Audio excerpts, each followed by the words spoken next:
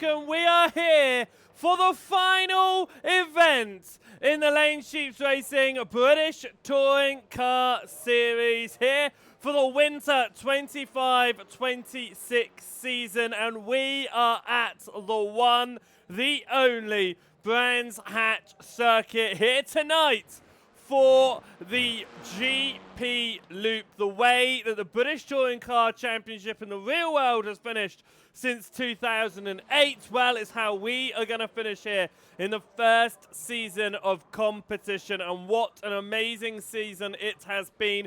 27 rounds completed with 3 more to go here tonight, and what a week it was 2 weeks ago with Jan Mild coming out of nowhere in the final race of the day with an amazing tyre cool in changeable conditions, which took him to his first race victory on the 27th time of asking. It is close to see who is going to be leaving this season with the most amount of victories to their name. Dan Mould currently holds that title of 7 victories. Johansson just behind on 6. Thomas Brown and Matt Neal, they're tied on 5 right now. So who is going to be able to find their way to the most wins? It's going to be interesting to see. The championship itself is all but decided at the very top, however,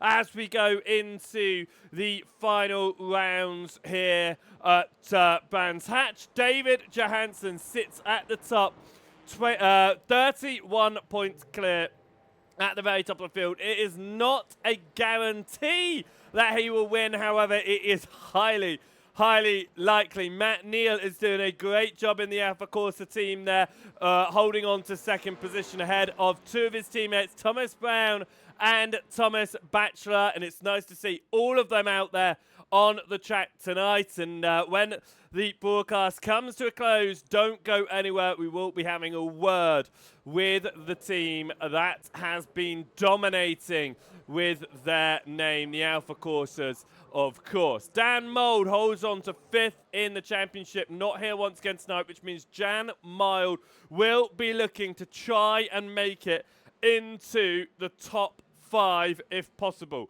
Gregory Speakman will be wanting to get past Hayden Ahmed. The Ronald de Jong is not out of the way for Speakman, however, it would be a lot of work for him to be able to get past de Jong as well.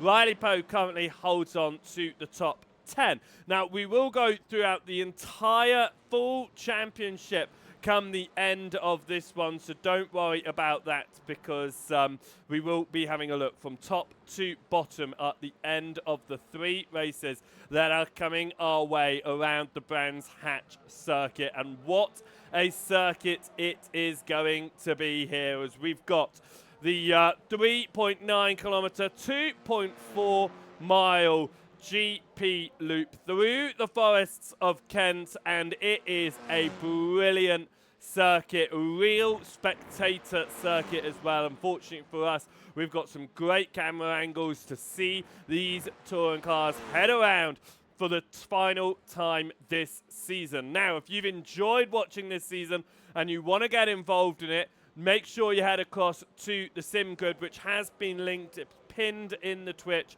and it will be linked over in the YouTube video once it's uploaded as well. So you can sign up for season number 2, the spring season, along with the fixed Porsche Cup, which will run the hour before as well. So we'll have a nice double feature with the support series heading into the Porsches. We've also got the Ashes coming up as well over there. So make sure you go over to the Sim Grid and check all of those events out. Get yourself signed up, ready for next season of competition.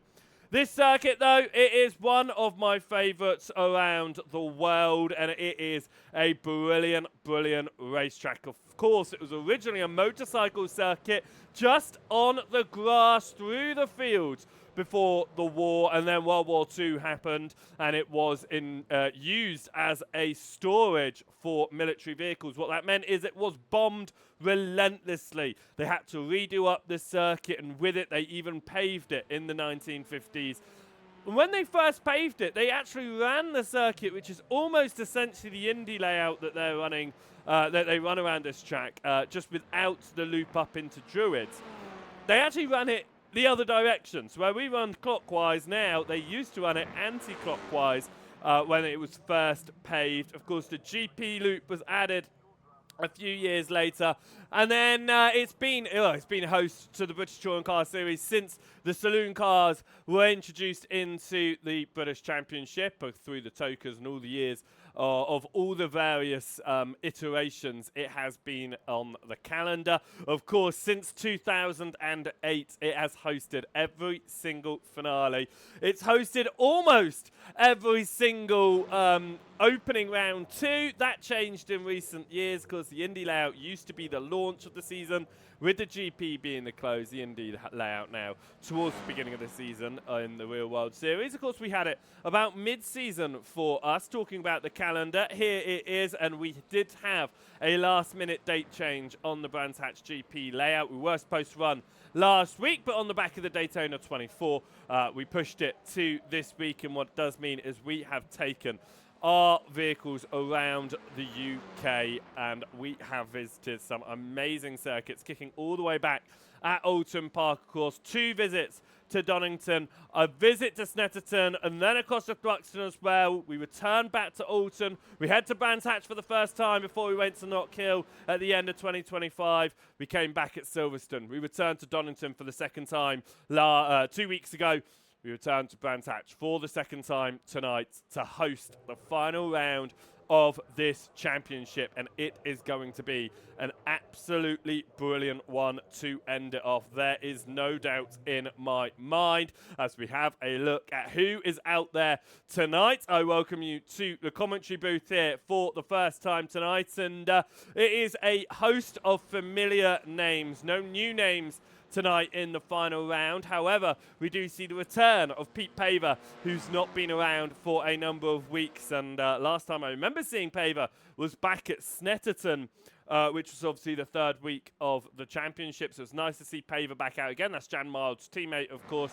Mild taking a victory last week, and it was the first new victory we had since Riley Pogue back at Brands Hatch Indy for the 18th round. So the 27th round was another new winner. Will we see another new winner tonight, or a repeat winner? Who knows? Stephen Hurd is once again here tonight. He's been dropping in and out of the championship, and Hurd last won a race back at Brands Hatch Indy himself, where he took pole position and then converted that to a race 1 win. Can he repeat that pole position at Brands Hatch here tonight for the finale? We're a few minutes away from finding out as qualifying's about to begin. Other names, of course, in here tonight: Matt Neal, Thomas Brown, Thomas Batchelor, and Adam Neal, the 4 Alpha Corsa boys. Adam Neal joining the championship last week at Donington Park, getting used to how the car drove, getting used to how it competed around the circuit, how everyone else drove. He had some nice battles at the back, and it will be nice to see what he can do here tonight, and it will be good to see him next season as well if we get another 4-car strong team running for season number 2. Now, other drivers out there: Jan Miles back again on the back of his victory. Gregory Speakman, who wasn't sure if he was going to be able to race tonight due to late at work, but he is here as well, meaning he's one of the few drivers as well that has competed in every single race this season. And then you have, looking at it, I think that's everyone. Oh, of course, David Johansson. How could I miss Johansson? The championship leader. He is on the verge of a victory, and with the points that will be on offer, it will be 15, 14, 13, 12, 11, 10, 9, 8, 7, 14, 21. If he finishes all 3 races here tonight, then David Johansson is going to be champion. He can finish in stone dead last of 9th place in each of those 3 races, and he will still take the championship. So for Johansson, it is all but confirmed. For the Alpha Corsa boys behind, it is a little bit of inter-team fighting, especially between Brown and Batchelor. We spoke I spoke to Batchelor and Brown, and had I spoke more to Brown, actually, and he said that, to Batchelor, and he said that actually Brown hasn't been here as much as Bachelor, and that's certainly the case. I'm getting the two Thomases mixed up. That's what it is. But to be fair, Brown has only missed one additional weekend over Bachelor since the start of the season. Neither Bachelor or Brown were out at Oulton Park at the beginning of the season, and then Thomas Brown was not out at Oulton Park when we returned, though, as well. He has only missed the Oulton Park rounds.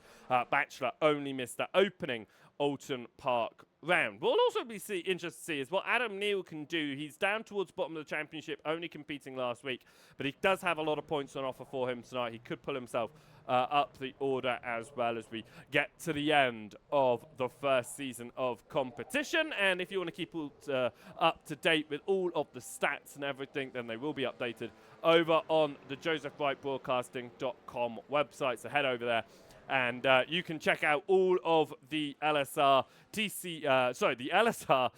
BTCS series over there, and all the stats, all the results as well, so you can keep fully up to date on how the championship has progressed, how it's going to end. And we are very excited to be back for the next season of competition, not only to bring you the British Touring Car Series, the spring season, we will also be bringing you that fixed British Porsche Cup as well, which will run just beforehand. So it is going to be a lovely Sunday evening of competition. So if you want to make sure that you get notified when we go live and you don't miss any of those, make sure you hit that follow button here over on the Twitch page. And if you don't want to be annoyed by all those pesky acts and you want to support us and make sure that we can bring you even more wonderful content, then make sure you hit that subscribe button as well. Of course, all of that does help out. It allows us to improve the broadcast. This microphone, for example, this camera, it all has been funded through all of your support, as well as the support of those running these leagues. Now, qualifying has just begun, which means that we have about 9 more minutes left on the clock as drivers are heading out there for the first time tonight in a qualifying scenario, and everybody is running in a Honda, apart from Pete Paver. He is the only Hyundai out there. The rest of them all in those Honda machines. It does seem to be the fastest car around the Brands Hatch circuit. So without further ado, let's get ourselves down onto the track here and have a look at how they are doing. And we are going to start by watching the man at the top of the Alpha Corsa list. It's Matt Neal. Neal has taken 5 victories so far this season, tied with his teammate Thomas Brown. David Johansson is out there with 6, could potentially tie or even go better than Dan Mould. Mould has not been around the last few rounds of this championship, which means he could be knocked from that top spot of the most race victories. There are some changes coming up in next season's competition, part of those being the point system. This point system has gone first, you get 15 points, second, you get 14 points, etc., down to 15th place, who gets 1 point. Next season, there is going to be more of a benefit for winning races, and therefore you're going to want to find yourself towards that front of the field a little bit more often, where those victories are going to make a bit more of an impact. We watch Matt Neal then here as qualifying is ticking down, and we have our drivers out there trying to put in the best laps that they possibly can here for the final 3 rounds of competition. Of course, the qualifying is going to set the grid for the first 12-minute race.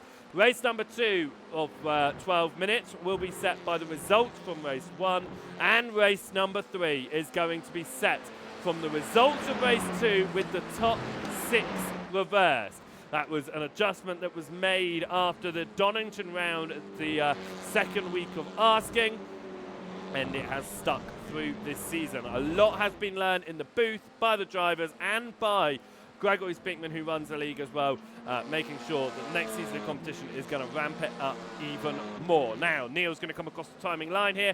Are we going to see a nice, strong opening lap from Matt Neal to potentially take what would be his second pole of the season? The last time Neal found his way to pole position was all the way back at Snetterton. It's over 1 second quicker than fellow teammate Thomas Bachelor right now. This is Pete Paver. He is the only driver not in the Honda. He is in the Hyundai, and he is in the Hyundai Veloster. Johansson goes in second. Johansson looking for his 5th pole of the season. He already leads the list for most poles this season, one more than Dan Mould. Can he make it 5 out of 10 as we head through the back end of the circuit and through Sheen Curve there, now up into Stirlings for Pete Paver in the 111 machine. We head up now towards the final corner as we go through clearways. It'll be around Clark Curve. You get a nice toe here.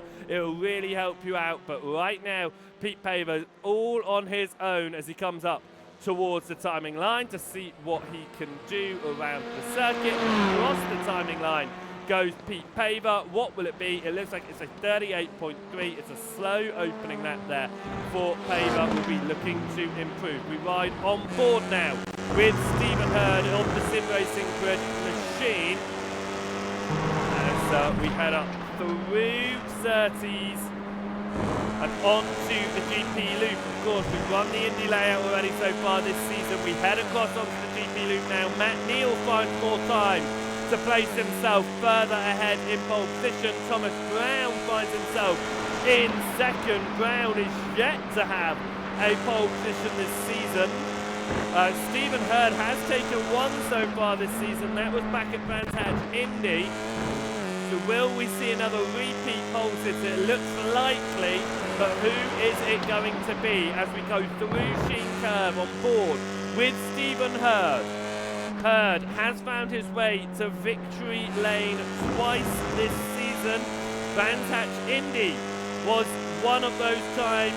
Donington Park National was the other time. This was the circuit in which he got his only other pole position, though he was fast on the Indy Loop. Will he be fast on the full GP circuit here? We head up towards the timing line. Across we go for Stephen Hurd. It's a 32.3. It's good enough for 4th position right now. That will not be up front. Adam Neal is 6th fastest at the moment. He is in with the mix once again with Jan Mild, just like he was last time out at Donington. Neal and Mild were fighting around towards the back of the field. Of course, it was the tyre call from Jan Mild in race number 3 that took him from the back to the front, and where he ended up winning a very dominant victory in the end. Neal finds even more time out there right now in the number 15 machine and goes a 31.572. He's the only driver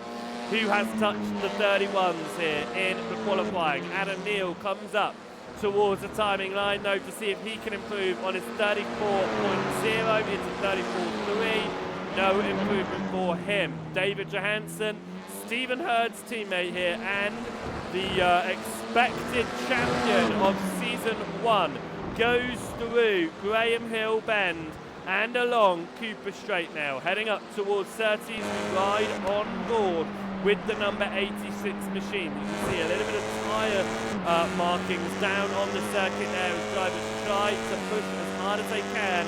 With about 2.5 minutes left, which means this is going to be David Johansson's last opportunity to take a final pole position of the season here. It would be pole position number 5 if he is able to take it. What will he be able to do as we head through Westfield and down Dingledale, now up towards Sheen Curve? We push to the left-hand side as Speakman finally gets a lap time on the board. It's right at the back for the time being, though, from the Brits. We go through Stirlings, and under the bridge we'll go.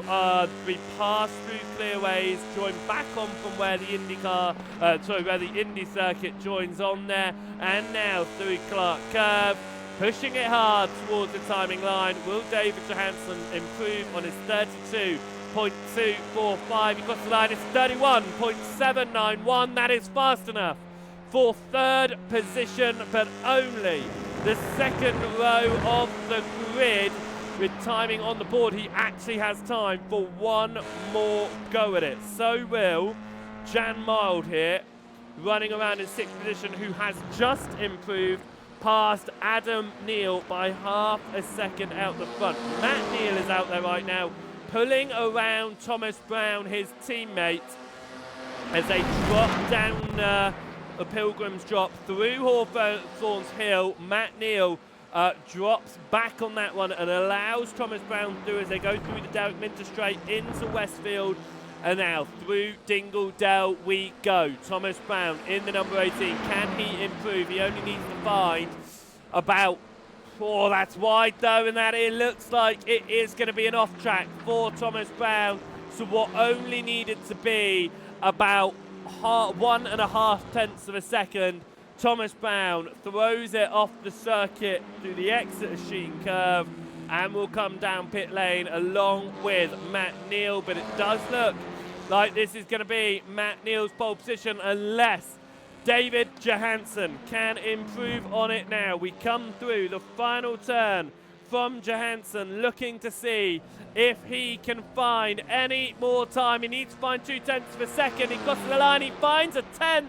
It's going to be a front row start for David Johansson, but it will not be pole position. That will go the way of Matt Neal. Neal gaining his second pole position of the season in the 10th time of asking. The last time he took it was the third round of the third week of the series. So it has been a long time since the Alfa Corsa man has found his way to pole, but that is where he is going to start race number 1. Talking about where drivers are going to start then, let's go through the grid here. Matt Neal will be starting this one on pole position ahead of David Johansson in the sim racing grid machine, ahead of his teammate Stephen Hurd. We then have the two more Alfa Corsa boys, Thomas Brown and Thomas Batchelor. They are fighting it out between themselves to see who will take out third in the championship. It is advantage Brown right now. Jan Mild, he won last week. He starts this week from 6th position. Adam Neal joined us last week. He's in 7th ahead of Gregory Speakman and Pete Paver, returning to the championship down in 9th position. We prepare for this one then as we are waiting for the lights for what is going to be 12 minutes of racing action. 3 races coming your way. All of them are going to be 12 minutes long around the Brands Hatch GP loop. And it is going to be Matt Neal starting the way around there. 8 laps expected in all 3 of these races. However, that has been a little bit of change in numbers in each 3 races. With Snetterton, for example, we went 1 lap longer in the final race of asking, or was it the second race of asking, where drivers actually ended up running out of fuel because of how far ahead we were getting. It was the 3rd and final race with Matt Neal winning that one. Drivers were running out of fuel across the timing line, including Dan Mould, who ran out of fuel towards the end as well, because generally it was drivers expecting 1 less lap than we got. Will the same be said here? It's not often that we've seen a different lap count, especially in a longer circuit like this. We have, of course, a couple of times this season been limited by the 12 laps rather than the 12 minutes. But it is the 12 minutes that are going to be on the clock here. If you like quick racing action, you are going to have it here. 12 minutes on the board. 8 laps expected. Matt Neal starts on pole position ahead of David Johansson. We get ready to go green for the 28th time of asking, and we are away off the line and down towards turn number 1. Drivers will try to sort themselves out straight away, and it will remain with Matt Neal at the front. But here comes David Johansson to look up the inside. Neal goes defensive. Johansson has to go a little bit deeper there to avoid some contact. We've seen some incidents occur around Brands Hatch here as drivers look to make their moves too. Will we see the same tonight? The top 5 spots taken by just 2 teams. The sim racing grids of Johansson and Hurd in 2nd and 3rd. It's the Alfa Corsas in 1st, 4th and 5th. Only once this season have the Alfa Corsas been able to take the entire podium. That was the final race of asking at Knock Hill. However, in all bar one of the previous 9 races, 2 Alpha Corsa drivers have been on every single podium this so far. It has been a very good streak, especially for Thomas Brown, who has not been off of the podium since the last time we were here at Brands Hatch, and none of the Alpha Corsa boys managed to get a single podium that evening. Hopefully for them it is going to change tonight as we get around towards the end of the lap. It has been a nice start for our drivers who have got through without incident here and will come across the timing line with Matt Neal at the front, followed by Johansson and Hurd, chased by Brown and Batchelor. Gregory Speakman has had a very good launch from towards the rear of the field and gets ahead of Jan Mild and Pete Paver. Adam Neal falls to the back as we've got these 2 different races really going on at the moment, as Adam Neal in that 4th Alpha Corsa car just getting used to these TCR machines. These touring cars do drive extremely differently to most of the cars on the iRacing service, with them being a front-wheel drive car. We watch Thomas Brown here. Brown is on the rear of Stephen Hurd. Hurd chasing down Johansson as well, but Matt Neal is pulling away at the front of this one and gaining a little bit of an advantage over the rest of the field. Thomas Batchelor has dropped off the rear here. It could be a 3-car fight for second. It's currently being led by your expected champion. If he finishes in this position now, he will be champion at the end of this round. There will be no points that are available to other drivers that will stop Johansson from being champion if he is able to finish inside the top 3 here. So it does look like Johansson is on his way to a championship, but he is being attacked by his own teammate Stephen Hurd there. Johansson getting a slower exit through Sterling than he would have wanted to, and here goes Stephen Hurd. Hurd knows that Johansson is going to be champion. It's almost expected here, so we come up towards turn number 1, and it's side by side and up the inside goes Thomas Brown. Brown will have to wait behind for now, but he is watching the 2 sim racing grid drives of Hurd and Johansson fight it out. What this does mean is Matt Neal is pulling away at the front of the field, now has a gap of over a second, which is exactly what Neal would want. He's got 5 wins to his name. If he takes the 6th here, he'll tie with Johansson for the 2nd most wins of the season. We come out of Surtees and up towards Pilgrim's Drop here. It is much, much steeper than you will think. I have driven down Pilgrim's Drop in a Mini Cooper. It was a very fun experience as I've driven around this circuit just once in my life, but it is a fantastic track to head out onto, and right now Johansson leads ahead of Hurd in this fight for 2nd position. We remain on board with Thomas Brown right now, who is sitting in 4th position and just chasing down the drivers in front. There is a bigger gap between those behind as everyone behind tries to settle themselves into a rhythm. It is certainly opening up. Mild did make his way back past Speakman. There's now 2 seconds between them there.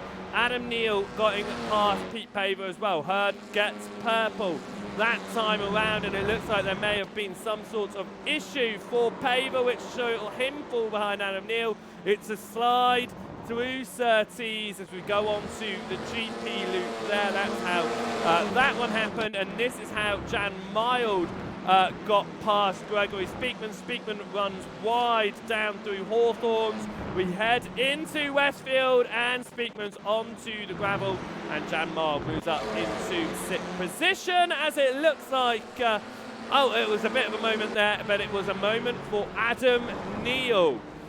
Right, I saw the name Neal. I had a moment thinking it was Matt. It was Adam Neal down at turn number 1 through Paddock Hill bends, gets it into the wall, and it is a meatball flag for Adam Neal. Not what he would have wanted. Back up towards the fight at the very front of this one, and Matt Neal leads the train of drivers by 8 tenths of a second. It has closed down ever so slightly to David Johansson, but as the timer clicks to 6 minutes and we come up to the 5th lap of asking, we are halfway through the first race of the day here, and right now the top 6 are as you were. Only Adam Neal has fallen positions, everyone else holding steady right now, as Bachelor has fallen 3.5 seconds off of this fight. That won't be helping his championship fight against teammate Thomas Brown, who right now looks to be solidifying 3rd position in this race. Matt Neal looking to solidify 2nd position, and by in the race I meant in the championship for Thomas Brown, not in this race. He's currently in 4th, looking ahead and seeing that podium, but unable to do anything with it. Johansson runs wide there through the exit of Graham Hill Bend along Cooper Straight. They all follow each other through, and they go through Surtees here, trying to just keep as much speed as possible. Johansson will be getting their extra bonus point with the fastest lap right now. Of course, 15 bonus laps, fastest laps, sorry, have gone the way of David Johansson. That is 15 additional bonus points that David Johansson has managed to pick up this season, and those 15 additional points just from fastest laps are equivalent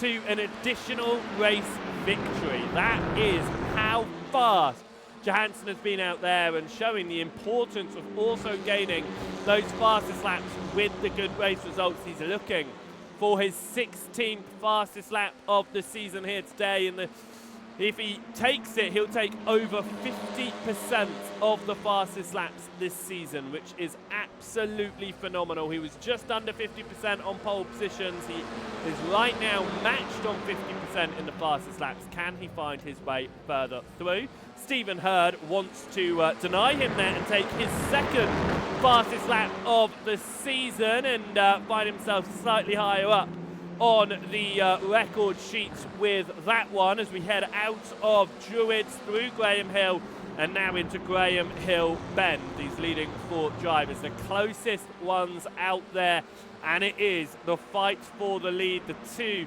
Sim Racing Grid drivers sandwiched in between the 2 Alpha Corsa drivers right now. They have had to just stay in line. Nobody really making mistakes here, and the slipstream just not working out. All of them running those Hondas well. There's no car advantage at any point on this circuit. It will simply be down to setup and racecraft. Hurd pushes it hard through the exit of Hawthorns, down Derek Minter Straight, as they all run onto that additional turfing on the outside of Westfield. Through Dingledale and now into Sheen Curve we go. Johansson pushing up to the inside. Just a little bit extra there as we come up towards the penultimate lap of race number 1 here at Brands Hatch, the 28th round of asking, and David Johansson is just 2 laps away from being the Winter 25-26 champion here. It was all but confirmed coming into this weekend, but this result will seal it for Johansson when he comes down through Paddock Hill Bend. He can see Hurd behind him. If he falls down to 4th, it's still mathematically an opportunity for Matt Neal to win it. If he holds on to a podium, however, it will be a confirmation for Johansson right now. They continue to push hard through the exit of Graham Hill Bend, and that well, how hard they were pushing there. Thomas Brown has dropped off just a little bit. Matt Neal is only 2.5 tenths of a second ahead of David Johansson, and this could be a real opportunity for the expected champion here. David Johansson looking to try and take a 7th win this season to match Dan Mould with the most wins in the series.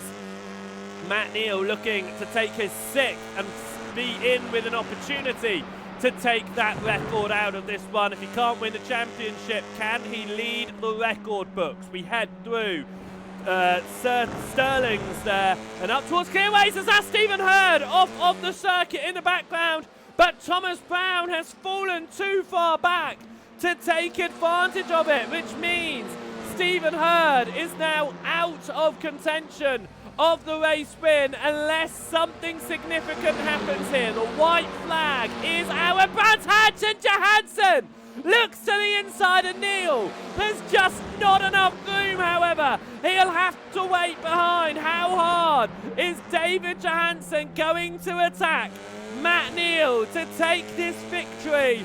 Or is he going to be content with second? That fastest lap looks like it will be going the way of Stephen Hurd for the second time this season. But we come up through Surtees as we go into the GP loop. David Johansson needs a good exit here, but Neal gets the initial speed, which means Johansson is on the back foot as we head down Pilgrim's Drop and up towards Hawthorns Hill. In through Hawthorns, pushing out onto the grass just a little bit there from Neal as they continue to push hard in this one. Matt Neal, though, stays ahead of David Johansson. Stephen Hurd close in behind. Looks like he might be able to get another purple in on this last lap of racing action here in the first race of the day. Matt Neal holds on at the front. The three podium sitters are coming in line up through Clearways into Clark Curve. A slightly tighter line for Johansson, but the victory for the sixth time this season is going to go the way of Matt Neal, who crossed the line ahead of David Johansson and Stephen Hurd. Thomas Brown will take fourth, and Thomas Batchelor will come across the line in fifth position. Jan Mild will come home sixth in this one in his fight to try and get past Dan Mould in the championship. Gregory Speakman up one place from his start will cross the line in seventh. Pete Paver will come up to the timing line in eighth, just ahead of him on the circuit, but a lap down will be Matt Neal in ninth, Adam Neal, sorry, in ninth position, but Matt Neal takes his sixth win of the season, with Stephen Hurd taking the second fastest lap of the season for him, away from his teammate as well. But what a victory there. What a victory for Matt Neal. A great race number one. We'll prepare for race number two here then, which will be the same order as our race one results, with Matt Neal starting at the front ahead of David Johansson, Stephen Hurd from third, ahead of Thomas Brown, Thomas Batchelor from fifth, and Jan Mild from sixth. The same starting order to race number one inside your top six there. Changes at the back though. Gregory Speakman this time will start from seventh ahead of Pete Paver, and Adam Neal will start at the back of the field. He did come out though after dealing with that meatball damage as he was getting used to the machine, how it drove, and still just learning out there. We'll expect to see some improvement continuing as the series comes to a close here, and then we head into the second season of competition. It kicks off all the way in February 15th, only a few weeks time, so make sure you get yourself signed up using the link that is pinned over on the Twitch chat there, over on the sim grid. And check out the Lane Sheets Racing British Club Series. Of course, we've got the Ashes before then, and alongside the touring cars next season is a very special support series. It'll be a fixed series in the Porsche Cups. We'll see two races on racing action there, which will take place the hour previous to the start of the three touring car races. It is going to be a fun-filled Sunday for Lane Sheet Racing, so make sure, if you haven't already, get yourself over to the sim grid that is linked on the Twitch and get yourself signed up for those ones. It is going to be great racing action, and we will be back in the commentary booth for that as well. So really make sure you are getting yourself signed up, and let's fill this grid out for the second season of competition in the spring 2026 season. All the drivers then are out there on the grid. We have another 12 minutes prepared ahead of us here. 8 laps of racing action. Are we going to see changes at the front this time? Will Matt Neal be able to match Dan Mould's record of 7 wins, or will David Johansson? Are we going to see a different winner? 12 minutes on the clock here then as we prepare for the second race of asking. And round 29 is a go as we head up towards turn number 1. It is the champion of David Johansson on that outside line. He has to tuck in behind though, behind Matt Neal. And we head down towards Druids already. And it is an attack from Thomas Brown, trying to get past Stephen Hurd and onto that podium. Thomas Batchelor stays just behind Gregory Speakman, and Jan Mild have swapped places on the start here, with Speakman getting past Mild, and Adam Neal has once again found his way into a tyre wall, and it looks like a big accident there. And it was a collection with the 111 of Pete Paver. That is a real shame for the two of them as they found themselves around, and here comes Thomas Brown. Looks to the inside of Stephen Hurd. Can't make that move though, and will have to wait behind once more. And again, Matt Neal getting the early advantage around the Brands Hatch circuit, with David Johansson holding on in second. Hurd and Brown following behind, Batchelor just behind that as well. We go through Sterling's, and we're going to see if Thomas Brown is going to be able to do anything with this one as we come up towards the final turn, as Gregory Speakman has had an issue as well, and it's down through the forest. It's a losing of the rear end, and it's onto the wall on the inside there for Speakman, and it's down Hawthorne Hill. It's slightly to the inside and onto the Derek Minter Straight. It is into the wall there for Speakman, fortunately not replicating a real-life crash, which saw a car flip over when he hit that inside wall, but it is down pit lane for both Speakman and Neal. Pete Paver also having another issue there, losing the rear end. I mean, the rear end is really already gone in that car after the accident with Adam Neal. Surprisingly, no meatball flag for Paver, but Paver also did visit pit lane sensibly. Without a rear wing on that car, it was going to make it extremely difficult to drive. Right, Hurd leading ahead of Thomas Brown here, as we've seen this lead group split just temporarily into two, with Neal and Johansson out front, Hurd and Brown behind. It's 0.3 of a second separating both of those groups, but there's about half a second between the two sim racing grids right now. But will we see Hurd pull into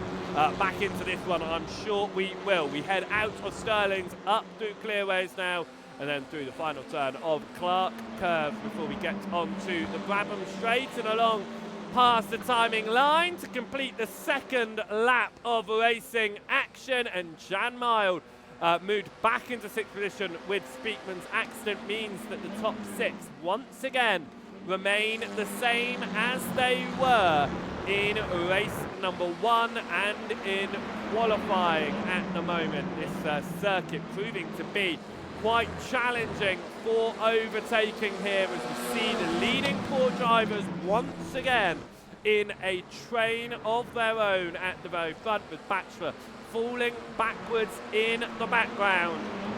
We head through Surtees though, and do you know what? Johansson has not had the best back end of the championship, and what I mean by I say the best, I mean the most winningest back end of the championship here. Following Neal down towards the bottom of the course, picks up a little bit of grass, trying to just try any other alternate line there. Doesn't work out for him, but it does invite Hurd back onto the rear end. Johansson, though, has only won one race in the back half of the championship since he took the triple at Alton Park when we visited there for the 13th, 14th and 15th round of competition. Johansson has only won once. He runs off the circuit here, could invite Stephen Hurd in with an opportunity to make the move through for second place. He stays behind in third right now. But yeah, it's not been the best of ones. Matt Neal has had the best set of races since the halfway point. Matt Neal has won 4 races since the second half of the season kicked off back at Brands Hatch Indy. That 4th win, of course, coming in race number 1. Could he find his 5th win of this half of the season here in race number 2? It will be his 7th win overall, which will mark him level with Dan Mould at the top of the statistics there. If David Johansson was to win, well, he would go level with Dan Mould. If both of them were to win the next 2 races, so Neal winning this one and Johansson winning the next, there would be 3 drivers with 7 victories this season, which I think when Mould went up to 7, I don't think anyone probably expected to see so many drivers competing for so many victories. It has been a very tightly contested championship, but the point system has promoted consistency over the results, which has led to David Johansson just dominating the points. And with those bonus points, of course, those 15 bonus points for the fastest laps as well, it means that Johansson has just been having an absolute whale of a time this season. Those point systems changing for the next season of competition will make victories a little bit more important. This is what happened to Adam Neal on pit exit. That's Pete Paver moving through, so Neal just goes a little bit slowly there to allow him past. Stephen Hurd looking to take a 3rd fastest lap of the season here at Brands Hatch as he follows behind Johansson. He goes purple on the previous lap once more. As we tick down to the halfway point on the timer, we've also ticked down to the halfway point on the lap counter, as we got 4 more laps expected, as once again we do predict 8 laps of running as we watch the train of Alpha Corsa and Sim Racing Grid drivers head down Hawthorne Hill. In through Hawthorne's now a bit of an opening, with Thomas Brown dropping off just a little bit like he did in race number 1 around this stage of the race. Matt Neal holding about 4/10 of a second advantage right now as well. If Johansson can get that toe right, can force some sort of mistake or an error for Matt Neal, could try to take advantage. Neal runs deeply there through Sterling's. It does invite Johansson right onto the rear end. He stays behind as we go through Clark Curve. Could he see some help from Stephen Hurd, his teammate behind here, get him a little bit of a bump of speed and look for the lead? Slightly different lines heading up towards turn number 1, but they all settle in to that wider line entrance for Paddock Hill Bend. A little bit of grass being kicked up for Matt Neal and gravel on the exit, and here looks Johansson to the inside, switches it around to the outside there, gets it back tight. Hurd on that inside line though. Johansson knowing he can trust it with his teammate on the inside here. Is Hurd going to fight for a race victory? Is he just going to allow Johansson to look for that victory? Are they just going to see if either of the teammates can get their way to the front of the field? Let's see if they can do just that. Of course, the previous race of the night, so race number 1, was only the 2nd time in the previous 10 races that we've not seen 2 Alpha Corsas on the podium. Matt Neal winning that one, of course. Batchelor coming home in 5th position and Brown coming home in 4th.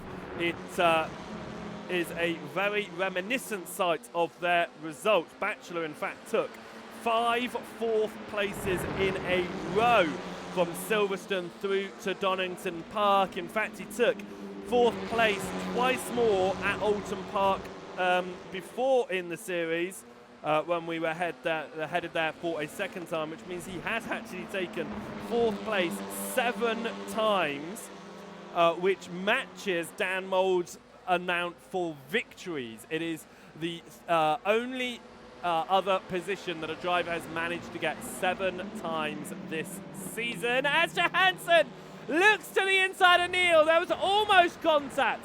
Not quite, but he's back towards the inside for Druids. Neal goes defensive.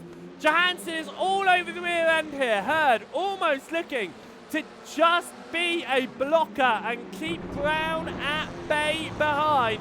to allow Johansson the opportunity at this fight with 2 laps to go, including this one. We head through Surtees and onto the GP loop. It is Johansson, 0.2 of a second behind Neil, getting that advantage, getting the slipstream here. As we head down the hill, it's lights flashing from David Johansson as we go through Pilgrim's Drop into Hawthorns. All 4 of these drivers pushing hard. They are separated by just 0.7 of a second from 1st to 4th as we head up towards the white flag lap. Matt Neal looking to take his 7th win of the season here over the Season 1, the Winter 25-26 champion, David Johansson. We head up towards the final turn and Johansson dives to the inside of Matt Neal. And Johansson leads the way onto the white flag lap. Stephen Hurd looking to try and take advantage of this, but Neal back to the inside. There's contact between them, and here comes Brown to get involved. Hurd through as Johansson's down into 4th. To the inside, there's contact, and Johansson's into the gravel, but it's black flags for Matt Neal and David Johansson. It's black flags for the man at the front and the man who was leading at the start of the lap, which means Thomas Brown is on his way to race victory here, and it will be Brown's 6th victory of the season. If he can do it, he's going to go around the outside of Matt Neal as Stephen Hurd goes to the inside. There's contact between Hurd and Brown. Is Hurd going to take this victory? He goes side by side with Thomas Brown. Brown is onto the gravel, onto the grass. Stephen Hurd is into 2nd position and looking to win this race. It'll be his 3rd win this season. As we come through Stirlings and up towards the end of the lap. And what could have been the double for Matt Neal turns into disaster with a penalty. Matt Neal crosses the line first, but victory to Stephen Hurd. Thomas Brown behind. And then Johansson crosses the line in 4th, but will be penalised as well. We've got to see what these results are going to do when they all cross the timing line. It's a fight on the final lap of Erskine for 7th position between Pete Paver and Gregory Speakman here as they come down Pilgrim's Drop and into Hawthorns. Pete Paver leads ahead of Gregory Speakman. As we head up towards Westfield, Speakman looked to the inside for just a moment, got back onto the racing line here. Adam Neal crosses the line a lap down in 9th position once more. But we come up now towards the timing line. Who is going to come out on top in this fight? It looks like Paver is going to be able to do it. As we come up through Clearways into Clark Curve. And around the final turn, it's a tighter line from Paver, but he is going to hold on to 7th, ahead of 8th place for Gregory Speakman. Are those penalties going to fall in line here for our race results? It's 5th and 6th for Neal and Johansson.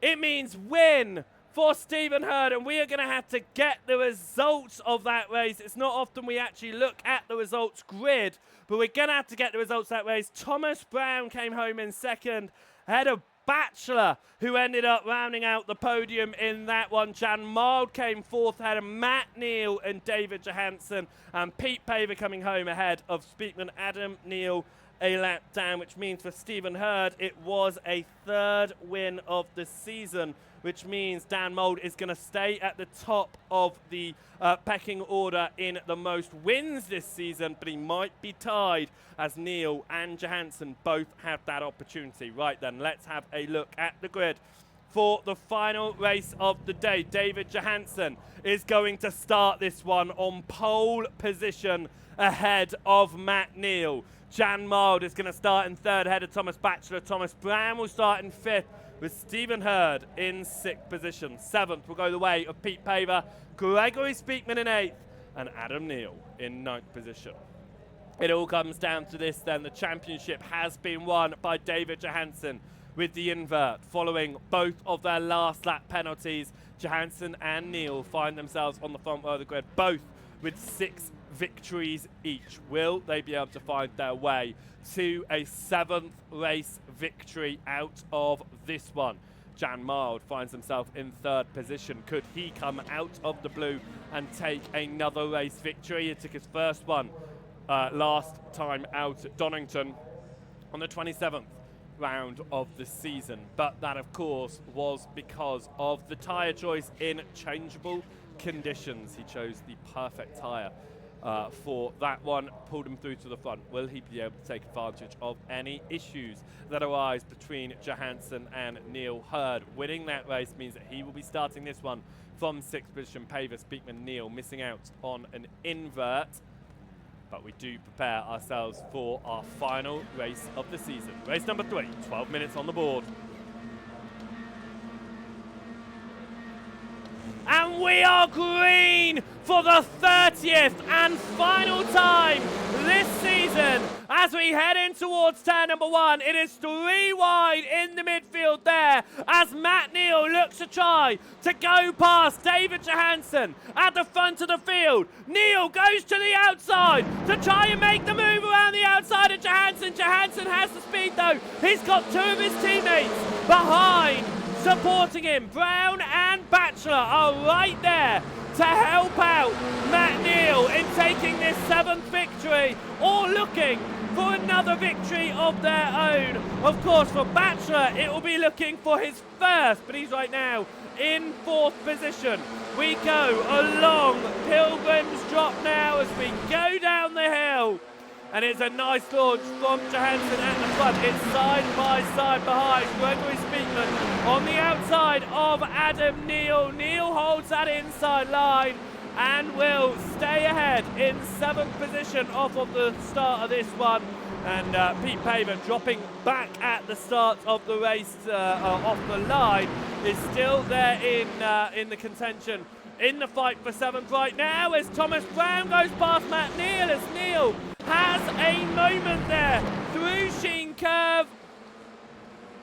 No, it's not a moment. He allows Thomas Brown through. Matt Neal lets Thomas Brown move through into 2nd position here. Brown is hunting his 6th win of the season, which will make 3 of them tied on 6 apiece here. Or Johansson could take his 7th win and tie with Dan Mould. Of course, it is a championship already for Johansson as Adam Neal has issues through turn number 1. It's a rear end, losing it into the gravel. He keeps it out of the way of Paver and Speakman behind. As we head around here for our final round of the season, Johansson leads the field, being chased by Brown, Neal, Batchelor and Stephen Hurd here. Hurd up that singular position from his 6th place start, but he can see the train of Alpha Corsas that separates himself from the race lead and his teammate David Johansson. There's been a lot of off-tracks being picked up by drivers. That's why we saw the black flags come out for both Johansson and Neal in race number 2, was because they picked up so many off-tracks, and that time they had that incident which became a 4X, they hit the incident count, which gave them both penalties on the last lap of asking. But Hurd chasing down Batchelor here to try and gain himself into 4th position. Hurd taking both purple laps so far this evening. Will he be on the hunt for 3 of 3? As that's a slide there from Batchelor onto the gravel he goes, and Blue goes Stephen Hurd. Matt Neal behind Thomas Brown, about 0.8 of a second behind Johansson right now. Purple for Brown on that second lap of asking a very wide line from Matt Neal there.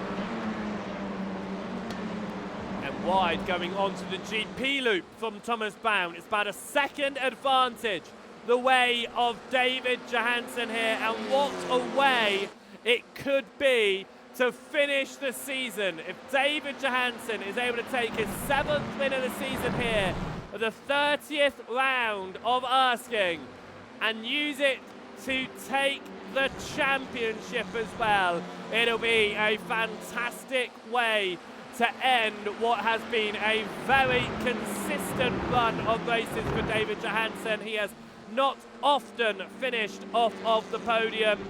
He has not ever retired from a race.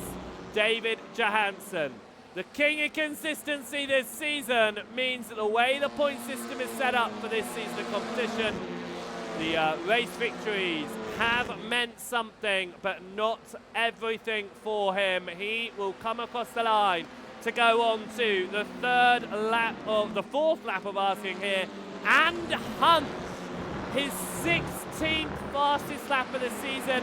He gobbles up another purple lap and is flying away at the front of this field. We watch right now the Alpha Course drivers, but it is a fight between Pete Paver and Gregory Speakman. Speakman gets to the inside of Druids and will move up into 7th position as he repasses Pete Paver. Paver obviously making that move on the first lap of asking. This is how that originally occurred, by the way, all the way back at the end of lap number 1. Gregory Speakman found his way onto the grass. He was slow along Brabham Straight, and it just allowed Paver to move up that position. Speakman has regained 7th position in this fight, but it does not mean that Paver is going to lay back and take it. He looks to the outside as Speakman goes defensive into Hawthorns. It's all about the exit here. The rear end kicking out for both drivers there. It's a slower exit as they both head through the back end of the course, and that was Adam Neal 2 seconds back, slowly catching up to this fight right now as Speakman and Paver fight it hard for 7th position as Jan Mild is looking for a 3rd, 6th place finish in a row as Batchelor, what would have been a 3rd, 6th place finish in a row actually if it wasn't for the penalties for Johansson and Brown. Of course, it put him up into 4th place in the end with that one, but Batchelor running in 4th position. Stephen Hurd has caught to the rear end of Matt Neal, is about 0.4 of a second back here as we head into the second half of this final race of the season. Again, cars switching wide, trying to find any and all time they possibly have to offer here, but David Johansson is continuing to pull away out front in his hunt for a 7th win and the championship. It was all but confirmed heading into this weekend. Out of round 28, the first race of the evening, he managed to solidify his place at the top of the pecking order and take the championship. He's only been able to take 1 win this half of the championship.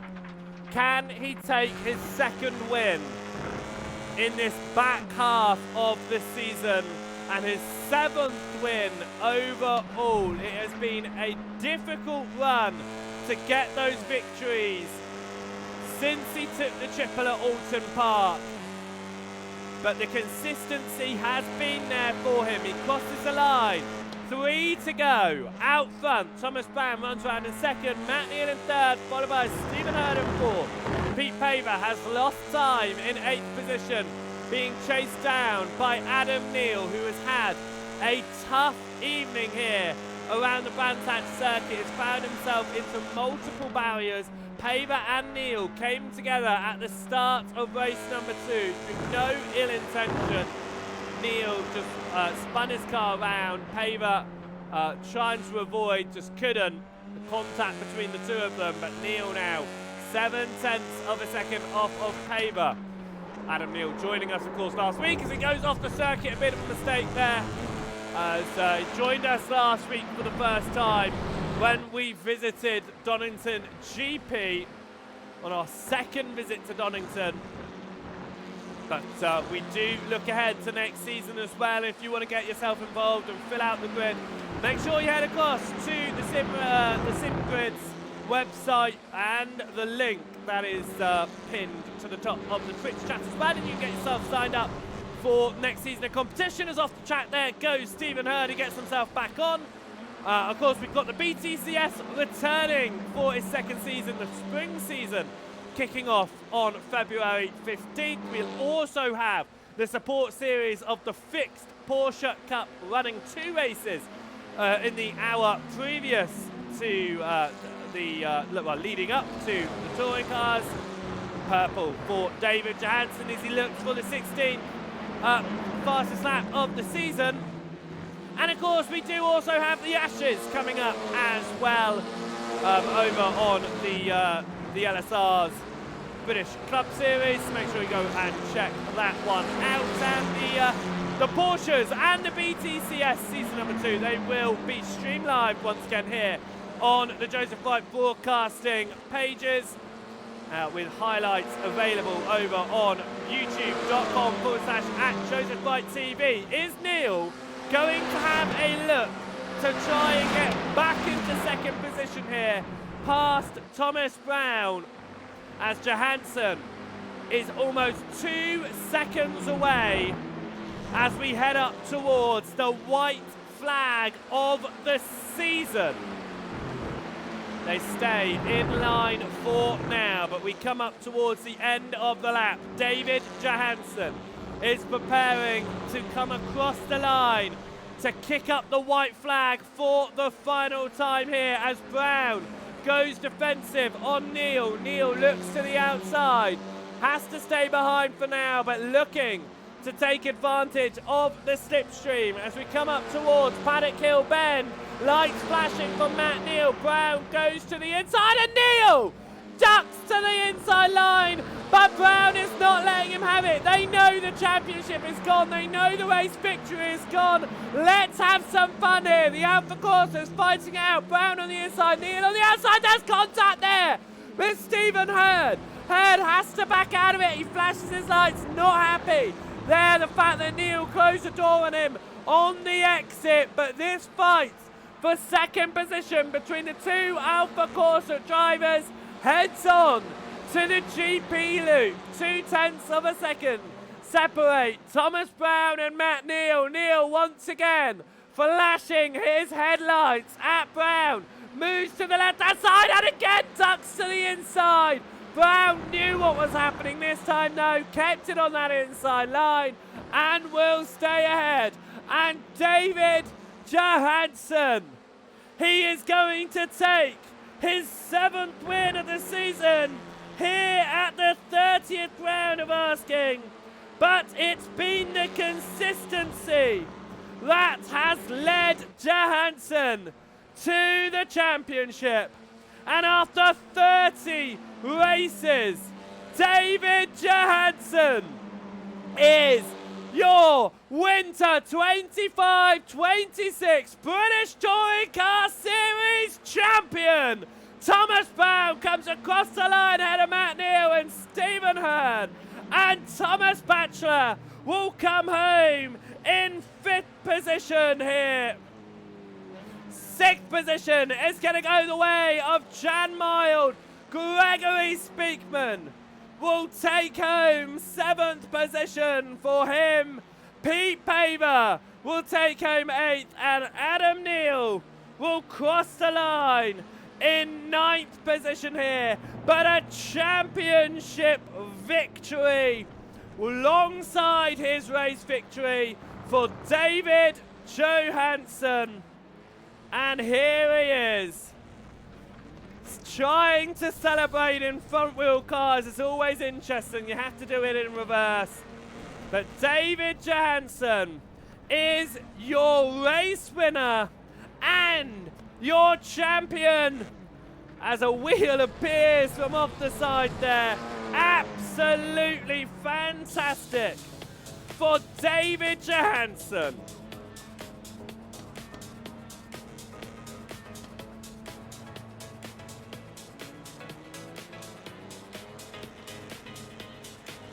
With it as well was not only his 7th victory of the season, it was his 16th fastest lap, which means Johansson tops all of the record books out of this first season of competition. Of course, tying with Dan Mould on the most victories. But for David Johansson, what a season it has been. Absolutely fantastic. And with that then, let's have a look at our championship standings. Won by David Johansson, 32 points in the clear here at the end of the final round of competition. Ooh, that was not the button I was meant to press. Second position was solidified by Matt Neal, and by 10 points, Thomas Brown was able to stay ahead of Thomas Batchelor. Jan Mile moved his way into a top 5, showing that attending every single race in this series, the consistency has been what has mattered. Dan Mould, dropping out a few weeks ago, means he falls to 6th place. Ronald de Jong in 7th, and Gregory Speakman moved up into 8th place. Hayden Ahmed finished this season in 9th, ahead of Riley Pogue in 10th position. 11th position went the way of James Paisley Knight in the end, just keeping points ahead of Stephen Hurd, not racing in a lot of the season this time out, but he did manage to pull himself to 12th with 114 points. Paul Titmer held on to 13th position ahead of Demis Titchler with 14. Scott Malcolm came home in 15th in the championship, and Pete Paver and Adam Neal side by side, 16th and 17th. Neal just beating Nico Steros to 18th place. Jack Burgess took home 19th place in this championship ahead of Oliver Heron, who came home in 20th. 21st was for Harry Hallworth ahead of Daniel Chris. Marek Lalius came home in 23rd ahead of Jack Sant. Lewis Turkinson came home in 25th position ahead of Alan Pitchard. And Adam Turkinson came home at the back of the field. What a championship it has been then. Absolutely fantastic as we come to end off here around what has been a brilliant season of competition, and we are going to get ourselves across and talking to a couple of the drivers that were out there this season in that of the Alfa Corsa team. Matt Neal and Thomas Brown are going to be joining us here in the booth. I hope you guys have enjoyed the season just as much as I have. Before we talk about the whole season, though, let's talk about the final races. Matt, in particular, what happened in race number 2? Well, we don't ask questions that we don't know the answer to. Just the same story that's been the whole season. Just complete bottle job. Just trying too hard. You know, we're racing against two of the best in these cars in the world, really. And this is the first season I've ever driven this. So, yeah, just peer pressure from myself more than anyone else. But just threw it away. So, as a team, Alfa Corsa, you guys have been very, very strong, finding yourself on the podium more times than not. Flying all the way back then to the beginning start of the season, Oulton Park, we only saw you, Matt, out at Oulton Park. You didn't have the best of times out there, though. 11th, 5th and 6th in your first 3 races of the season. Let's fly all the way back to Oulton Park, if you can remember that far. And the first rounds of the season. How did you find it, and was it worth inviting your team into it? Well, I would say no, because, well, they've been quicker than me at points, and I think we've, as you said on the broadcast, we've tripped over each other a few times this season. But it's been absolutely mega. That first round was the first time I'd ever really raced this car properly. No setup, nothing. I didn't even have the right I think I had like wets on for a bit in the dry. It was just awful. But hopefully we've progressed a little bit now. But yeah, it was interesting, and I'm glad I did it. So you invited, of course, your team in. Brown and Batchelor, they both joined you when we head across into Donington Park. Now, Donington Park was an interesting one. It was a very, very full field of drivers. Of course, we got a lot heading in there. It was hectic, I think, to say the least. You didn't get the best start to your two races, and it was a weekend almost to forget for you, Brown, as you came home, 22nd, 12th, and 21st. How was your first look at the season when you stepped in at Donington? Yeah, qualifying was really strong. We put it up in P2, I think, if I remember that far back, and we were really strong. But an unfortunate incident in race 1 meant we were put towards the back in race 2. It was a slog to work our way through, and then obviously race 3 we got another unfortunate incident which cost us the race, which sort of put a damper on my season, because obviously that was 4 points I think we took away from the first race, which didn't feel great, but you know, we kept our head down and we pushed through the rest of the season, and look where we are now. Certainly, you have improved as the races have gone on between you guys as a team. Of course, Matt, that was your first victory of the season. It was a surprise victory, I would say. It came from 21st and 22nd. 21st and 20th on the first 2 races. But we had a full invert instead of just the top 6, and it put you in a prime position to take the win in race number 3. Well, that was the typical Matt Neal slick strategy, wasn't it?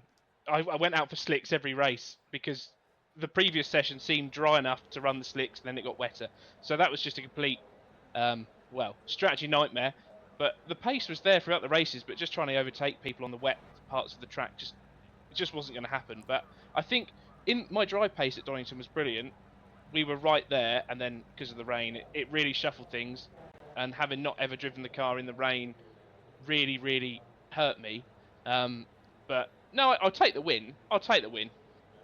It was a nice way to start your winning winning streak, I would say, that you managed to get towards the end of the season. Of course, we head to Snetterton, and as a team, you managed to get 5 podiums within that one meet. Matt, you took a 2nd, a 4th, and a 1st, and then for you, Thomas, it was a bit of a harder one. 4th, 15th before you got into your 3rd position there. But that final race, if I remember rightly, was where the fuel came into a bit of a mix of it all. As I say, for race 1, we did really well. The team worked really well together on the setup and everything. Big shout out to Ross, who he's been helping us with the setup all weekend. We managed to drive away and keep it fairly clean between all of the 3 of us, which sort of, spoiler alert, didn't happen for the rest of the season. But yeah, race 2, unfortunate incident ahead cost us, with the new instant limit, cost us a DQ. And at that point it was gloves off. I was seeing red and I went on the lights and I was gone. I think it was 12 places up in the first lap, and that was it. I was shooting for gold from then on, and we managed to claw it back to P3, especially with the help from Matt, with his extraordinary pace at Snetterton, putting out an extra lap, meaning Dan ran out of fuel, which helped as well. So that put us up onto the podium. Seeing red certainly helped you out there, and I think that heading across into Thruxton, you must have still been seeing red, because you managed to take not only 3 podiums, but you took a 1st, a 2nd, and then another 1st position there. Yeah, we carried the momentum from the last race. I think the last race really helped boost my confidence there. Obviously, we had a bad Donington and a bad 2nd round in Snetterton, but that 3rd round really helped us gain some momentum, and we managed to take the win, I think almost by chance, on a couple of them at Thruxton, and potentially we could have scored the triple, but Dan was so quick there at Thruxton that unfortunately we had to settle for 2nd. Well, it was a great result for the team as well. I mean, Matt, you got 3rd position in the 2nd race at Thruxton, but I'm sure you would have been hoping to find yourself a bit further forward. It wasn't the strongest of weeks for you. No, that was, to be honest, I blocked that one completely out of my mind. I can't really remember what happened. I think I got into an altercation with Mr. Mould round church, I think, in one of the races. Again, potentially me, which I still apologise for. That's all right. Wouldn't be the first time or the last time this season. But no, it was a track that I love, but just not the results that I should have been performing at. But yeah, it was good fun. We survived. We went on. Well, Thomas, you weren't round at the next time we went to Alton either, but Matt, you were. You managed to get 2 podiums in that one, but the fight at the very front of the field, obviously, it just pulled away from you. How frustrated were you around there that you had the pace, but that front fight just wasn't there for you? I wouldn't say it was frustration, because at that round I don't even think we'd developed any sort of wet setup. And if you look at where I was the first round at Alton, and then where I then ended up, a few weeks later, I think they're massive steps forward. And as we've seen, the Hyundais in the wet are just a different class. No matter how good I could have been that week, that was the best I could have done. So I was actually quite content with the results I got. Well, we then head to Brands Hatch for the first time, and it wasn't a weekend that went the way of the Alpha Corsa team, because it was only the second other weekend in alongside the first Alton Park week, where it was only you, Matt. Then no one got a podium within the Alpha Corsa team. 4th positions were the best you got in the first 2 races. Thomas, you got 4th in the last one. The Indy circuit, it was obviously a very interesting evening, a lot of incidents. How did you both find that? Yeah, Brands Hatch is such a difficult track to pass at. I came into the weekend not the best qualifying. I also didn't have the best pace, and these boys, the Stephen Hurd, the David, the Dan Mild, they are so quick and they were so consistent round Brands Indy that there was just no opportunity to pass. So I looked ahead to the championship and thought I'll score good points, let Matt stay ahead and score some good points as well to try and keep in the fight with David. And yeah, that's sort of how I tackle the weekend. Again, it was similar to the last Alton, that the 3 in front just, they're in a different league. They've been doing this in these cars a long time, and they are just different gravy. So it was just a case of picking up the pieces, just getting the best we could, best of the rest. We're sort of in a bit of a mid-pack at Brands Indy, where we were faster than the rest of the field, but we didn't have the legs to get to the other 3. So it was just damage limitation, consistency, keep plodding round. Then Knockhill was the start of a strong train of races for both of you, going into being what was 8 races in a row on the podium for you, Matt. It was 9 races in a row on the podium for you, Thomas. But Knockhill as a team as well was a very, very strong evening. In fact, race number 3 was the only time this season we saw a full Alpha Corsa podium. And my God, did it look good. Certainly did. Talk us through Knockhill then, because it was, again, another challenge. It was a little bit damp. It wasn't too wet, though, that we were expecting it to be, which was nice. So how did you find that one going into what is probably one of the bumpiest, most undulating circuits in the UK? In a weird way, Knockhill actually worked out to be slightly better for overtaking than Brands Indy, which felt a bit weird at the time. But we worked hard. We worked hard on the setup. Knockhill is, now that I've driven it, is a fun track, especially jumping over the famous jump, but made famous obviously by the touring cars there. And we had a few little scraps, had a few software issues, which put us back. But yeah, that 1, 2, 3 at the end really put the really made the cake taste nice as such. I can't think of the words, but yeah, and that's been my wallpaper ever since that round. It Not was much else to add, really, other than just that last race at Knockhill. Just that made the season for me. That's what made it worth it. Back to your question, we said, was it worth inviting the other 2? Yes, because of that race, the picture of us 3 coming over. Yeah, it's brilliant. And that's my move of the season in that race. So if you haven't checked it out, go check it out on the YouTube channel. Definitely, it was an amazing image to see you 3 come across the line. Then we, of course, headed to Silverstone when we returned after the Christmas break. And as a team, between the 2 of you, you managed to take all of the race victories there. It was a 3rd, 1st and 3rd for you, Matt, a 1st, 2nd and 1st for you, Thomas. So again, another strong weekend, and on a circuit that was very different to Knockhill, very flat, only a few corners, but you both showed how fast you are under. Yeah, again, big shout out to Ross McFarlane helping us with the setup. I think that really, really was good round there. I personally felt very comfortable in the car, bringing it home in that 1-2-1. Really good battle with David in that first round, doing the old bump and run. And yeah, that third race as well with the changing conditions from the second round, which threw us off. But that was tremendous fun on that first lap. We were 3 wide, 4 wide. We were 2 by 2 all the way around the track. I think that was one of my favourite races from the season. Yeah, I second that. Race 3, the reverse grid was just mega. It was sort of 3 wide, and then it was 2 by 2 by 2, and it was just brilliant. Honestly, some of the best racing of this season. Everyone was just clean but competitive. It was good fun to be in the mix of.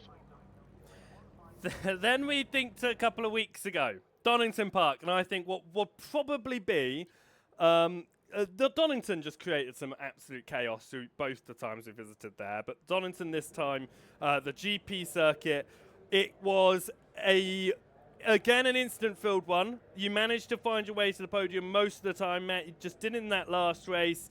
It was obviously all 3 different podium positions for you, Thomas. But I think race number 3 was where it all just switched up. The conditions just weren't what anyone was expecting, I think, and it just made some very interesting racing. Yep, race 3 also needed a kayak, apparently, because we all looked at the radar and we're like, oh, it's not set to rain before the end of the race. We're like, oh, we'll risk it on slicks. And then come about 4 minutes in, we're going, oh, it's starting to rain, but is it going to rain enough for wets to, like, I think it was about 40 seconds to pit for wets. I'm like, no, it won't be 40 seconds wet. Lower number hold. 5 minutes later, you needed your kayak. It was monstrous. But again, that was great fun. Something that you don't do often, racing in a competitive setting with slicks on I would call it wet, but that was sopping wet track. But yeah, we managed to bring it home relatively instant free as you can be on a track like that and with slick tyres. I mean, we've spoken about my terrible tyre choice throughout this season so far, but Jan has been another gentleman that's decided against the grain a few times, and we all sort of sat there and went, God, he's brave picking wets, the rain ain't coming in, and then lo and behold, he got his maiden win and just ran away with it because he was sensible. I think that's it. The tyre choice has been an interesting one. Of course, when we went around at Donington Park the first time, and you were thinking the dry tyres all weekend, you picked the dries again. They still didn't go your way.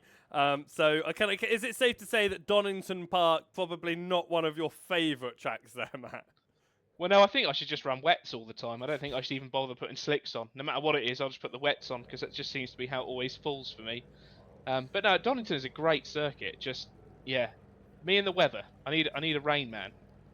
Of course, that's where Adam then came in as well, was at Donington, and he's been getting to grips with these TCRs, which has been, I would say, it is a very difficult beast to handle, and you guys really show the pace that you have out there.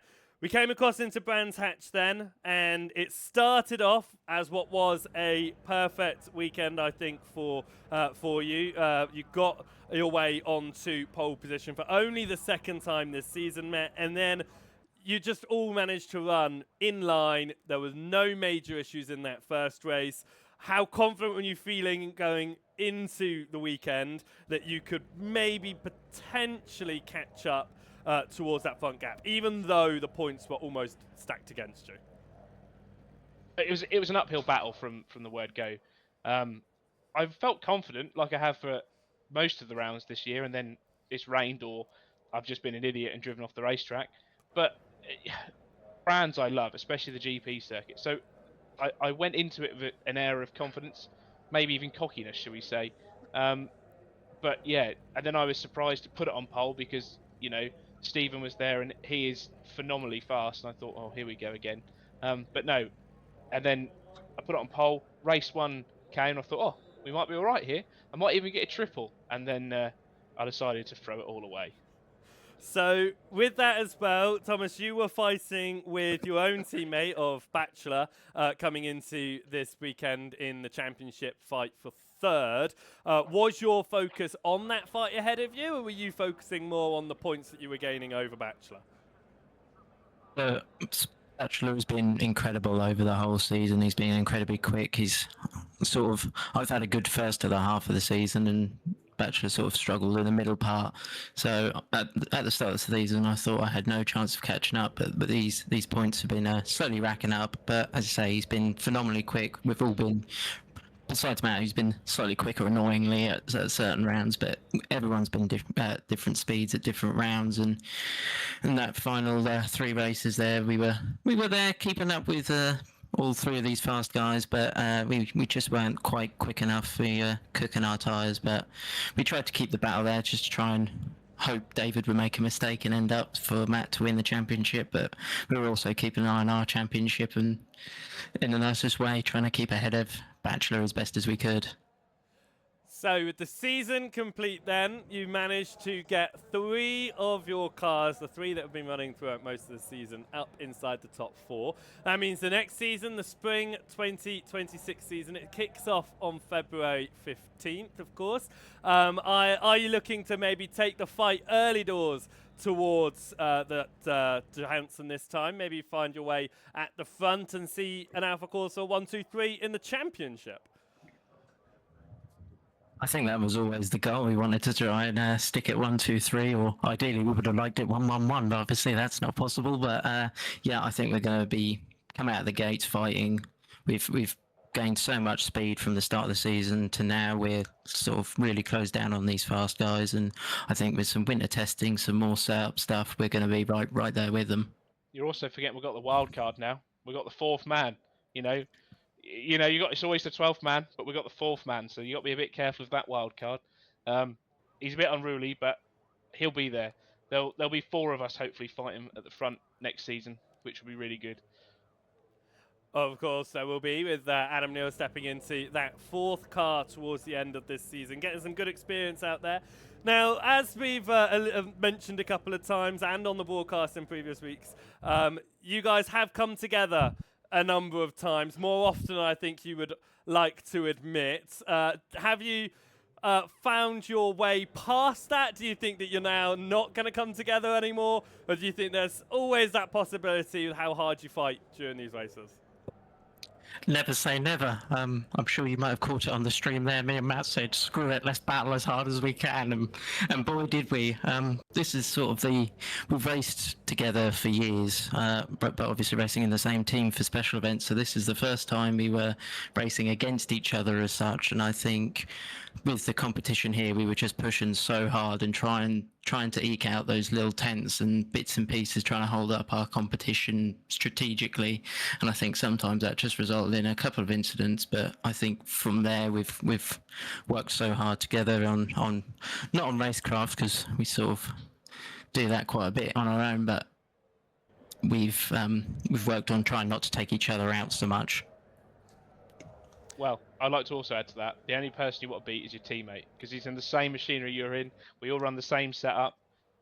So that's the number one goal, because if you're beating him, you're doing all right. And it's also the fact that we're so similarly paced that these things are going to happen when we seem to just always be glued together like 2 terrible magnets. But I think we'll probably maybe a bit more careful, maybe attack next season with a bit more of a team mindset as opposed to 2 individuals, to try and really take the fight to David or whoever else is at the front. But yeah, we'll still race hard. If us 2 at the front, we'll knock 7 bells out of each other to try and win. But that's part of it. The man's an animal.